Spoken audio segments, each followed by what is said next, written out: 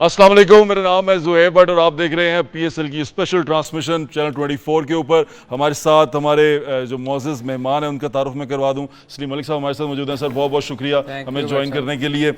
Sir जो match अभी हुए हैं, सकलैन मुश्ताक साहब भी हमारे साथ मौजूद हैं। सकलैन मुश्ताक साहब अस्सलाम वालेकुम, कैसे हैं आप? वालेकुम अस्सलाम, अल्लाह का शुक्र। आप ठीक हैं ज़ुहैब भाई? बिल्कुल ठीक ठाक, very good to see you. Player seeing you. तो आप ही से आगाज करते हैं। मैं सलीम भाई से बात करने लगा था लेकिन मुझे पता आप भी साथ में मौजूद हैं। कराची किंग्स और इस्लामाबाद यूनाइटेड कल खेले हैं और इस्लामाबाद यूनाइटेड अपना पहला आखिरी ग्रुप मैच जो है वो जीत गई है और पहले हारती आ रही थी। कैसा लगा आपको? देखिए, कल ज़ुहैब हम बात कर रहे थे कि 4 मैच लगातार इस्लामाबाद यूनाइटेड हारी और मेरी प्रेडिक्शन ये थी कि 70-30 I was giving to Islamabad United and 70 के हाई ऑन कॉन्फिडेंस में स्काई हाई था इनका ना। और बहुत ये इस्लामाबाद यूनाइटेड लो चल रहे थे। आई थिंक जब 11.3 ओवर हुए 153 फॉर 1 जब इन्होंने किया इस्लामाबाद यूनाइटेड ने और जिस तरह का स्टार्ट दिया है साहबजादा फरहान और एलेक्स हेल्स ने, उन्होंने सारी परसेंटेज उल्टी कर दी वहां पे। और वहां पे लग ऐसा रहा था, बल्कि लग क्या रहा था, ऐसा ही हो रहा था कि 30% पे वो चला गया था जी कराची किंग और 70% पे जो है वो इस्लामाबाद यूनाइटेड आ गया था। इन्होंने पहले ही 11 ओवरों में जो ताबड़तोड़ हमले किए हैं कराची किंग के ऊपर, जो उनकी शॉट सिलेक्शन थी और जो हैमरिंग की और रुथलेस अप्रोच थी इन दोनों की, साहबजादा फरहान की और एलेक्स हेल्स की, उन्होंने छक्के छुड़ा दिए इनके बॉलर्स के। वो बॉलर जो बड़ी फॉर्म में चल रहे थे, खासतौर पे हसन अली भी, और इन सब को उन्होंने उनकी जो है उनकी दौड़ें लगवा दी। ऐसे लग रहा था कि ये जो है ना वो गन पॉइंट पे है और जो है ना इनकी जो बैटिंग है इस्लामाबाद यूनाइटेड की, वो हमले पे हमला करे चले जा रहे हैं। तो आई थिंक आउटस्टैंडिंग परफॉर्मेंस हुई है इस्लामाबाद यूनाइटेड की तरफ से। के को देखना पड़ेगा अब आगे जाने के लिए, क्योंकि काफी डेंट पड़े हैं इनको, खासतौर पे बॉलिंग साइड के ऊपर। इनके जो मेन बॉलर्स थे उनका कॉन्फिडेंस काफी शैटर्ड हुआ होगा। बिल्कुल ठीक कह रहे हैं। ये कैसे अप्रोच पे तैयार करके आगे जाते हैं, ये ऐसी लग रहा था डू और डाई वाली सिचुएशन नजर आ रही थी वहां पे कि डू और डाई हो चुका हुआ है और दोनों प्लेयर्स जो हैं जब वो बैटिंग कर रहे थे उसे नजर आ रहा था। मलिक साहब अभी एलेक्स हेज जो हैं वो तो एक माने ताने प्लेयर हैं, लेकिन जो हमारे साहबजादा साहब हैं ये अब मुझे लगता है कि कहीं इनकी परफॉर्मेंस से मुझे ऐसा लगना शुरू हुआ है कि नेशनल टीम में जगह बना पाएंगे। बट साहब ये ना पिछले काफ़ी सालों से परफॉर्मेंस कर रहा है। ये कोई इसने पहली दफ़ा परफॉर्म नहीं किया, बीच में इसको मौके भी मिले मगर वो जिस तरह आप किसी प्लेयर को पूरा मौका देते हैं ना उस तरह इसको मौका नहीं मिला। और ये पिछले साल भी अभी इसने T20 का जो टूर्नामेंट हुआ उसमें 300 किए थे, फिर जाके इसको मौका मिला है। तो ये एक कंप्लीट जिसको कहते हैं ना पाकिस्तान फर्स्ट क्लास, जो रगड़ा खा के, जो कहते हैं ना थल्ले रगड़ा खा के आया है, ये नीचे से मार खा के आया हुआ है। और ये वो प्लेयर है जो बाकियों को अगर आप देखें ना तो वो हम PSL से ही उठा के खिला रहे हैं लोगों को, मगर ये वाहद एक साहबजादा प्लेयर है जो हर किस्म की क्रिकेट खेल के फिर ये इसमें आया। और ये मुझे खुशी है क्योंकि मैं इसके 3 साल हो गए थे, हम इसका शोर मचाते थे कि साहबजादा फरहान को खेलना चाहिए, डोमेस्टिक में टॉप करता रहा ये, लेकिन इसको टीम में ये परफॉर्म नहीं कर सका। ऐसा हुआ इसको मौका दिया गया, मगर बट साहब होता क्या है कि ये कप्तान पे बड़ा डिपेंड करता है कि आप अगर किसी को भी मौका दें ना, आप प्रोग्राम करते हैं अपना, जी जी, जो माशाल्लाह बहुत मशहूर प्रोग्राम जी ऐसे ही। अगर आपको मौका ही ना दिया जाए, आपको टाइमिंग ही ऐसी दी जाए जब लोग सुने ही ना रात को 1 बजे, तो वो उसको मौका कम मिला, खेलने ना देता जाए। हाँ, कप्तान को होता ये है कि अगर एक आध इनिंग कोई फेल हो जाए तो उसको ये नहीं होना चाहिए कि उसको बिल्कुल ही पीछे कर दें, आप उसको पूरी सीरीज़ खिलाएं। और ये कह के मैं बताऊं, मैं कप्तान था ना तो मेरे आमिर सुहेल और सईद अनवर से कभी इत्तेफाक हुई, उन्होंने वैसे बहुत दफ़ा टीवी पे भी कहा कि मैंने उनसे कहा था कि यार सीरीज़ के इतने मैचेस हैं, तुम 0 करो 100 करो, तुम पाकिस्तान टीम में खेलोगे। तो ये कप्तान का बड़ा रोल होता है बट साहब, किसी को बनाने में और ख़राब करने में। बिल्कुल ठीक है। सकलैन भाई, शादाब ने तो कल कमाल ही कर दिया, एकदम से कमबैक हुआ।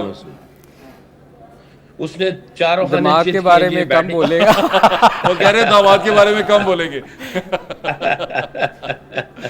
देखें जी, वो जिस तरह वो इंजरी के बाद वापस आया, हमेशा ही होता है 1-2 मैच लग जाते हैं, बट जिस अंदाज से आया ऐसे लग नहीं रहा था कि वो गेम से दूर था। I think that's the plus point. जब आप इंजर्ड हो भी जाते हैं बट आपकी इन्वॉल्वमेंट बीच में रहती है ना, तो आपके मसल्स मेमोरी, आपकी इमेजिनेशंस क्लियर होती हैं, कॉन्फिडेंस का हाई होता है, आप गेम रीड कर रहे होते हैं, पता चलता है कि क्या रिक्वायरमेंट चल रही है। जिस अंदाज से उसने बैटिंग की है और 3 छक्के और 3 चौके मार के 42 सिर्फ 19 गेंदों के ऊपर, इसने भी बहुत डैमेज किया केके को। हालांकि स्टार्ट बहुत अच्छा मिल गया था, बीच में थोड़ा सा हिकअप हुआ बट आगे फिर इसने एक्सेलरेट किया और फायरवर्क्स करता चला गया है, जिसकी वजह से 251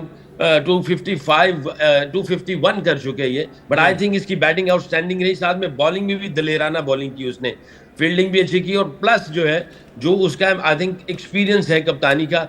मलिक साहब भी ये कह चले जा रहे थे, जो रेगुलर कैप्टन आते हैं तो उसके लिए चीज़ें जो है ना वो ऑटो लगी होती है, उसको पता होता है हर प्लेयर का इनसाइड आउट पता होता है, गेम प्लान्स पता होते हैं। बट आप किसी को रिप्लेस पे लेके आते हैं तो उस बेचारे को थोड़ा बहुत सीखने में और थोड़ा बहुत बिलीव करने पे और चेंजिंग करने पे थोड़ा सा हेजिटेशन होती है, जो सलमान का नजर आया। But Salman he is a very good player and he is a thinker as well, Salman Ali Agha. But देखें कप्तान आया तो उसने आगे चीज़ें जो है ना वो सारी डिफरेंट की हैं, क्योंकि उसको पता था अपनी टीम का और टीम को किस तरह लेके जाना है और लीड फ्रॉम द फ्रंट किया। आई थिंक उसने तीनों डिपार्टमेंट में बहुत अच्छी कारकर्दगी दिखाई है, batting, bowling, fielding, plus show था जो इसका जो कप्तानी थी, लीडरशिप क्वालिटीज उसने बिल्कुल ठीक दिखाई कह रहे हैं। मैं यही सवाल मैं मलिक साहब से पूछना चाहता हूँ। सलमान अली आगा और शादाब, कभी उनके अंडर वो खेलते हैं, उनके अंडर वो खेलते हैं, तो ये जो टीम के अंदर इस तरह प्लेयर कंफ्यूज नहीं होता? देखिए मेरा ख्याल है कि ये बहुत बड़ी किसी भी कैप्टन के लिए अच्छी चीज़ नहीं है। नहीं है ना? नहीं, अच्छी चीज़ नहीं है, इसलिए कि देखें वो T20 का पाकिस्तान का कप्तान है, शादाब अपनी लीग में कैप्टन है। तो मेरा ख्याल ये क्रिकेट बोर्ड को ये चाहिए कि जो भी पाकिस्तान को लीड कर रहा है, जो कप्तानी कर रहा है किसी फॉर्मेट में भी, तो उसको कप्तानी ज़रूर करनी मिलनी चाहिए लीग में भी उसको। बेशक इस लीग से ना खेले, क्योंकि शादाब बहुत अच्छी परफॉर्मेंस पिछले कई सालों से कर रहे हैं, तो वो तो कप्तानी फ्रेंचाइजी कभी भी नहीं आपको मौका देगा कि मैं अपने कप्तान को हटा के नए बंदे को लाऊं।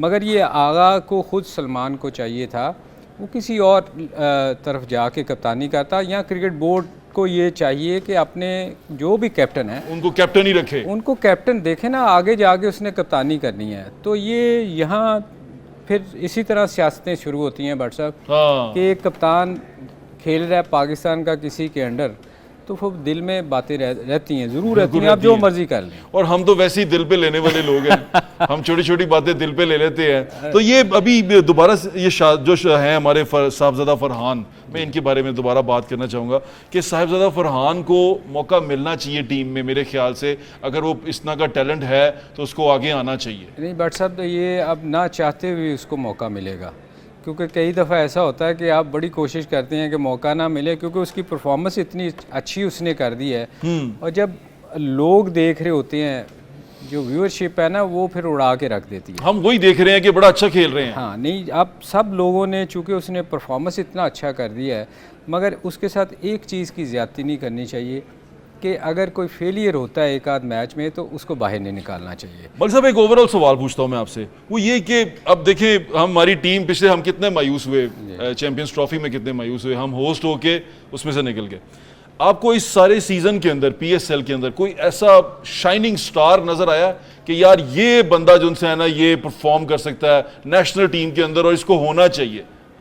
यार देखें बट साहब, सिवाय मुझे फरहान के अलावा और भी बहुत सारे लड़कों ने परफॉर्मेंस किया है, उसमें फास्ट बॉलर भी हैं कुछ, अली रजा मैं हर कैटेगरी में पूछ रहा हूँ, बॉलिंग में, बैटिंग में, ऑलराउंडर, अगर आपको लगता है कोई आ सकता है। मेरे ख्याल में मुझे सबसे बेहतर जो प्लेयर लगा वो साहिबजादा फरहान ही है जी, जो पाकिस्तान को जो मर्जी कर लें, इसने खेलना ही खेलना है।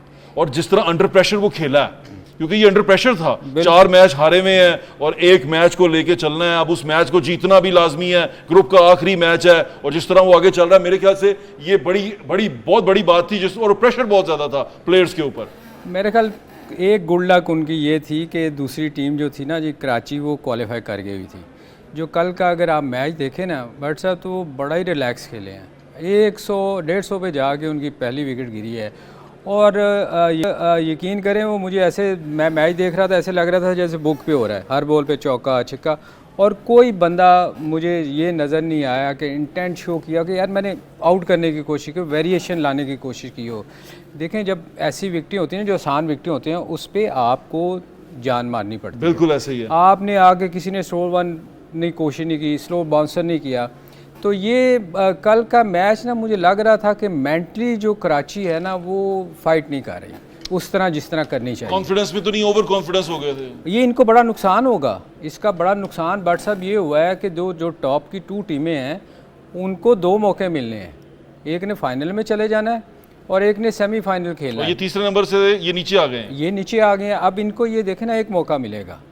दूसरे से तीसरे पे आए हैं। कराची को ये नुकसान हुआ है और ये पछताएंगे, अगर एक मैच हारते हैं तो बाहर होते हैं। बिल्कुल ठीक है सकलैन भाई, ये जो इस्लामाबाद यूनाइटेड को एक थोड़ा सा पुश मिला है और ये प्लेऑफ में ये कॉन्फिडेंस, जो पुश है, ये काम आएगा, ये मोमेंटम चलेगा। जी, T20 is all about momentum and it's all about कि आपका कैसे जो है वो आप चीज़ों को लेके चलें, आपका एटीट्यूड, आपके अप्रोच, आपका way of playing, aggressiveness, intent, ये सारी चीज़ें मिलके चल रही होती हैं। और इनमें से किसी चीज़ में भी अगर आपकी इंटेंट ठीक नहीं है, आपका मोमेंटम ठीक नहीं चल रहा, आपका एटीट्यूड, अप्रोच उस तरह की नहीं है, तो आपको नुकसान होना पड़ता है। इस्लामाबाद यूनाइटेड ने सारे ये बॉक्सेस टिक कर दिए हैं। के जो है वो थोड़ा कहना पड़ेगा, अफसोस की बात ये कहना पड़ रहा है कि सारे पाकिस्तान के बॉलर थे। मीर हमजा पाकिस्तान खेला हुआ है, खुशदिल शाह पाकिस्तान से खेला हुआ है, हसन अली, अब्बास अफरीदी, आमिर जमाल, इन्होंने 5 ही बॉलर इस्तेमाल किए। पांचों जो है वो पाकिस्तान के मेन बॉलर कुछ रहे हैं, कुछ मेन बॉलर हैं अभी। तो ये सारी चीजें, but I think I will give lot of credit to Islamabad United. उन्होंने जो रुथलेस अप्रोच की है और जिस तरह की उन्होंने आते ही जो है उनकी जो बॉडी लैंग्वेज थी, उन्होंने उनको मेंटली साइकोलॉजिकल जो है वॉर किया उनके ऊपर और अटैक किया उनके ऊपर, जिसकी वजह से के को अब सोच संभल के आना पड़ेगा। अच्छा, अगले जो मैचेस हैं ना वो टोटली डिफरेंट है। जो पहले जो 10 मैचेस होते हैं राउंड के अगेंस्ट ईच अदर, आप एक मैच खेलते हैं, आपके पास चांस होता है यार हम आगे आ रहे हैं, चल रहे हैं, फॉर्म में आना है। कराची किंग में फॉरेनर्स के अलावा कोई नहीं चल सका बैटिंग, ओपनर्स जो उनसे थे नीचे सारे के सारे लाइन ही लगा बैठे। जी देखे ना, फॉरेनर्स के ऊपर तो ये हैवी रिलाई कर रहे हैं, सिफट के ऊपर, विंस के ऊपर और वार्नर के ऊपर। बाकी इरफान खान ने, खुशदिल शाह ने 2-3 मैचों में परफॉर्मेंस दी है नीचे से जाके। बाकी ये तो ऊपर वाले जो प्लेयर है ना उनके रिलाई कर रहे हैं। अगर ये गए तो उनकी कमर टूट जाएगी। आज जो कराची किंग को जो नुकसान हुआ है, जो उनका बॉलिंग यूनिट का कॉन्फिडेंस लो हुआ होगा, यहाँ इनको पता चला कि अगर कोई आ रहा है और अग्रेसिव अप्रोच के साथ आता है तो इनको बचने के रास्ते इनके पास कहाँ पे हैं, वो आज कल उनसे एग्जीक्यूट नहीं हुए हैं। तो कराची किंग को ये देखना पड़ेगा और बड़ी जल्दी देखना पड़ेगा, वरना एक मैच और बाय बाय टाटा, ये घर को जाएंगे। तो इनको देखना पड़ेगा ये। जी बिल्कुल ऐसी है। अभी मलिक साहब कराची और लाहौर लड़ने वाले हैं और प्लेऑफ मैच में लड़ने वाले हैं, और फिर जो हारेगा वो पीछे निकल जाएगा। और ये कराची लाहौर वाली राइवलरी आपको पता है ना, कराची वाले लाहौर वाले, तो कराची वाले लाहौर वाले लड़ने वाले हैं, तो क्या नजर आ रहा है आपको, इसमें क्या होने वाला? ये देखें, हम तो अच्छी तो लाहौरी ऐसी लाहौर नहीं सपोर्ट करांगे, मगर ये है कि और लाहौर जीता है और ये इनको निहारी और पाएगा और मैच लाहौर में जी निहारी पाएगा मुकाबला है। कराची की निहारी लाहौर ये दोनों चीजें यहाँ मिलती हैं यार। नहीं पीछे ये बिरयानी और पुलाव का मुकाबला है। बिरयानी और पुलाव, चाय और लस्सी। आपको क्या लगता है क्या बनेगा सलैन भाई? मैं लस्सी है जी, लस्सी है लस्सी है जी, चाय नहीं पीनी है सी। क्या कहते हैं मलिक साहब? गर्मी बहुत है जी, 45 चला गया टेम्परेचर। बट साहब इसमें कराची में देखें, कराची को ना बड़ी मुश्किल पेश आएगी अब आगे, क्योंकि जिस तरह ये मैच खेले हैं ना, ये इनके लिए आसान नहीं होगा। एक मौका है, अगर ये हारते हैं तो बाहर होते हैं सीधा, और मैच भी इनका लाहौर के साथ है। हाँ, और वो लाहौर वो टीम जो अच्छा कर रही है, परफॉर्म कर रही है, बहुत अच्छा परफॉर्म कर रही है। उनके बाकी जितने भी प्लेयर हैं वो बहुत अच्छा परफॉर्म कर रहे हैं। तो मेरे ख्याल में कराची ने अपने लिए, देखें उनका जो कल मैच जो था ना, वो अगर 205 रन करते ना, बेशक मैच हार जाते, वो रन रेट पे नंबर 3 पे आते थे। उन्होंने वो भी कोशिश नहीं की। अब आप देखें ना, आप जब, और एक और चीज़ जो कल का आप अभी पूछ रहे थे ना कि इन्होंने क्या किया है, देखें जब 251 स्कोर होता है ना बट साहब, 200 तक आप 10 की एवरेज से जाते हैं। 250 का मतलब है कि आपने 12.5 का पहले ओवर स्टार्ट लेना है। हाँ। अब यहाँ आपको एक ओवर अच्छा मिला, एवरेज चली गई 13 पे, 14 पे, 15 पे, तो ये उनके पास चांस कोई नहीं 5 हिटें मारने के। बिल्कुल ठीक है। तो वो टीम के लिए बड़ा मुश्किल मौका होता है। बिल्कुल ठीक। आप मैं समझ गया। हाँ। मैं सिकलैन भाई से पूछना चाह रहा था, किला गुजर सिंह या लक्ष्मी चौक अपना? किला गुजर सिंह जी। किला गुजर सिंह। किला गुजर सिंह जी। किला गुजर सिंह। हाँ जी। तो किला गुजर सिंह तो मैं लस्सी रखेंगे ना। ਅਸੀਂ ਲਾਹੌਰੀਏ ਨਹੀਂ ਮੰਨਦੇ ਜਿਹੜਾ ਅੰਦਰੂਨ शहर तो बाहर है। ऐसा कहते हैं, मैं खुद शेरा वाले गेट का हूँ, मैं कहा ਅਸੀਂ ਲਾਹੌਰੀਆ नहीं मानते ਜਿਹੜਾ अंदरून तो बाहर ਦਾ ਹੋਵੇ। नहीं, मेरा नानका जो है दिल्ली दरवाजा ते है। चलो पालो। ਇਹ ਸ਼ੀਫੇ ਦੇ ਬਾਹਰ शीफे। ਸ਼ੀਫੇ ਦੇ ਨਾਲ। अच्छा ये बताएं कि ये जो लाहौर और कराची का आपको नजर आ रहा है मैच, इसमें आपको क्या नजर आ रहा है, क्या आगे बनेगा? देख लो जी, लस्सी ते चाह नु मिक्स कर दो या पावे ते निहारी नु ते पुलाव नु मिक्स कर दो। बिरयानी ते पुलाव भी होती है भाई, बड़ी लड़ाई होती है। लाहौर कराची की अफजलों से लड़ाई चलती है, बहुत ज्यादा लड़ाई चलती है। और लाहौर जो है वो ताबड़तोड़ हमले करेगा इनके ऊपर, कराची को छोड़ेगा नहीं। और देखें, मैच जो है बड़ा इंपॉर्टेंट है। ठीक है, कराची किंग जो है ना वो हार के आगे, बट इसके अंदर जो है ना कराची किंग का जो कैप्टन है ना वो ऑस्ट्रेलियन है। और ऑस्ट्रेलियन जो है ना जब नॉकआउट में आते हैं ना, वो उनका अप्रोच डिफरेंट हो जाती है। आई डोंट नो व्हाई, वो पूरी टीम को लेके निकल जाते हैं, एक ही अकेला मैच बना के निकल जाता है। कराची की टीम बुरी नहीं है, अगर आप कहा जाए, देखा जाए तो बुरी नहीं है। ठीक है, इस्लामाबाद यूनाइटेड और कराची किंग का मैच हुआ, मैं पहले भी यही बात कर रहा था, जो नॉकआउट मैचेस होते हैं ना उसमें जो बड़ा खिलाड़ी होता है वो और ऊंची परवान उड़ता है, और जो अच्छे खिलाड़ी होते हैं या मीडियोकर होते हैं वो उनकी परवाज बहुत नीचे आ जाती है, वो गिर जाते हैं। तो इसमें जो बड़े खिलाड़ी होंगे ना वो उठा के लेके जाएंगे। और कैप्टन टू कैप्टन भी बड़ा तगड़ा मैच होगा, उधर शाहीन होगा, इधर डेविड वार्नर होगा।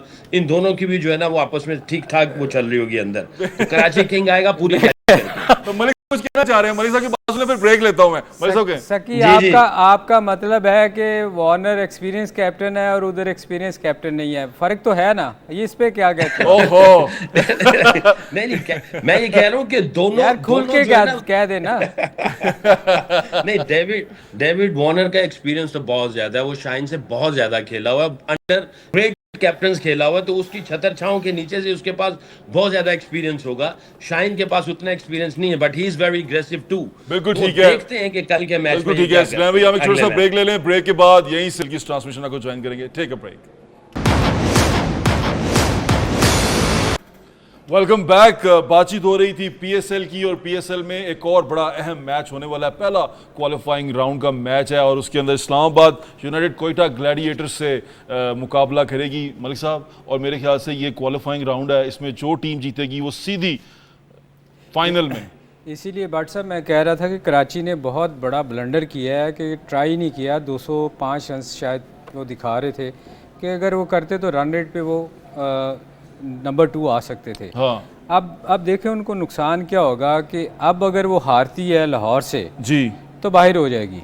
ओह, अगर नंबर 2 पे रहती, अब इस्लामाबाद और कोयटा में से जो जीतेगी वो सीधी फाइनल में चली जाएगी। जी बिल्कुल ऐसे ही है। और जो हारेगी वो फिर इन दोनों में से किसी एक से फिर एक मौका मिल गया ना, हार के भी मौका मिल गया। तो ये बहुत बड़ा एडवांटेज था जो उन्होंने कराची ने खो दिया है, कराची से निकल गया। सिकलैन भाई आप क्या कहेंगे, ये जो क्वालिफाइंग राउंड का मैच है अब पहला, कैसे देख रहे हैं इसको?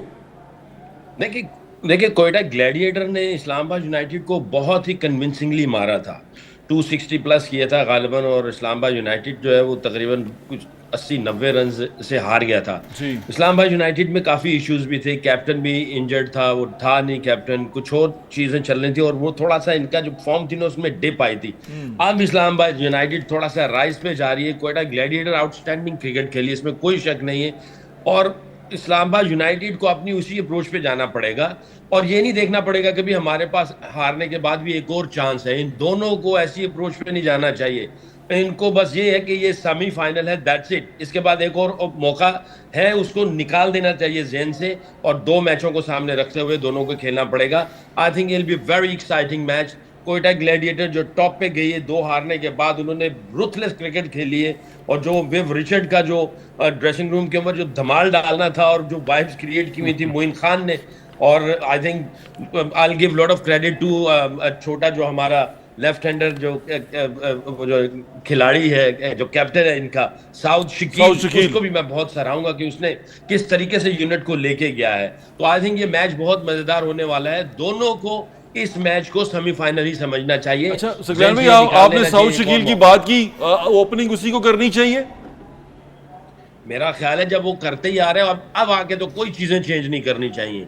जिन चीजों पे आपको सक्सेस मिली है उसको एम्ब्रेस करके उसके ऊपर बिलीव करते हुए आपको आगे जाना पड़ेगा। बिल्कुल ठीक है मलिक साहब। हसन चुम चुम के ना मारेंगे कोयटा इतनी देर के बाद सकलैन आई 6 साल बाद 6 साल के बाद क्वालिफाई किया। देखिए ये उनके लिए बहुत अमेजिंग किस्म की परफॉर्मेंस उसने की है शकील ने, और सब खुश हसन हैं। नवाज से मैंने सुना आप इम्प्रेस नहीं है।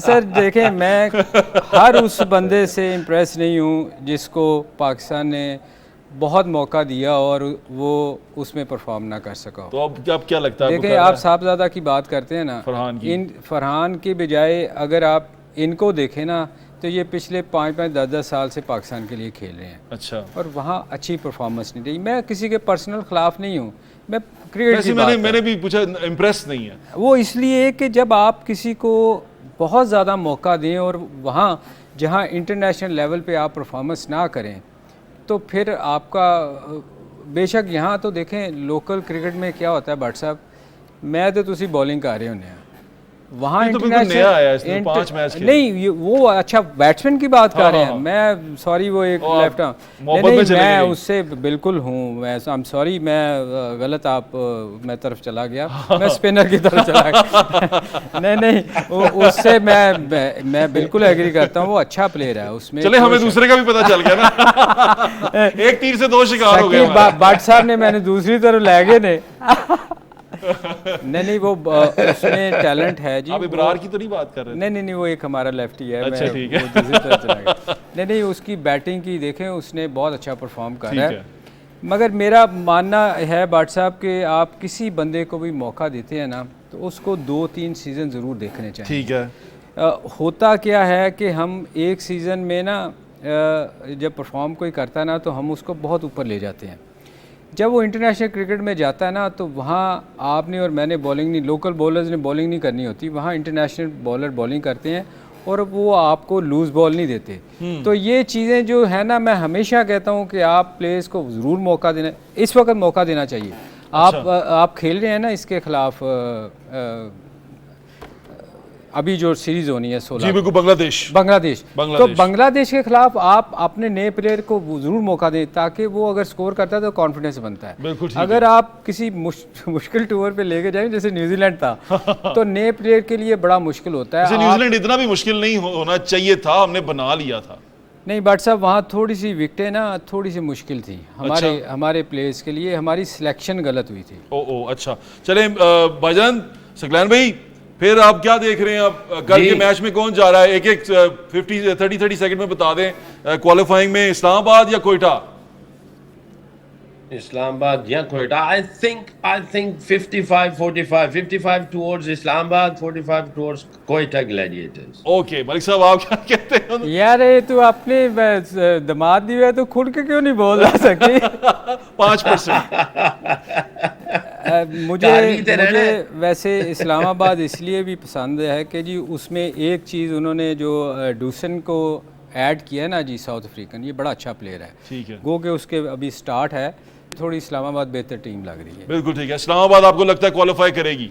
चलें, बहुत बहुत शुक्रिया आप दोनों मेहमानों का। एक और खबर आपके साथ शेयर करते जाएं कि बांग्लादेश की टीम ने आना था यहाँ पर पाकिस्तान में सीरीज के लिए, जबकि हमारा जो बहुत ही प्यारा पड़ोसी है, यानी कि बहुत ही प्यारा, वो ये शोर मचा रहा था कि नहीं आएंगे, उन्होंने इनकार कर दिया है। लेकिन अल्हम्दुलिल्लाह अल्लाह ताला की ज़ात है इज़्ज़त रखने वाली, उसने हमारी इज़्ज़त रखी और पीसीबी चेयरमैन मोहसिन नकवी साहब की कोशिशों से जो बांग्लादेश की टीम है वो पाकिस्तान आ रही है और ये सीरीज़ पाकिस्तान में होगी। ये भी अनाउंसमेंट हम करते जाएँ और इंशाल्लाह वो पाकिस्तान में आके खेलेंगे और बड़ी अच्छी क्रिकेट पाकिस्तान से आपको देखने का मौका मिलेगा। मुजाहिद इंशाल्लाह फिर दोबारा मुलाकात होगी इसी ट्रांसमिशन में। अब ये ट्रांसमिशन जारी है, अपना ख्याल रखिएगा। अल्लाह हाफिज़। पाकिस्तान जिंदाबाद।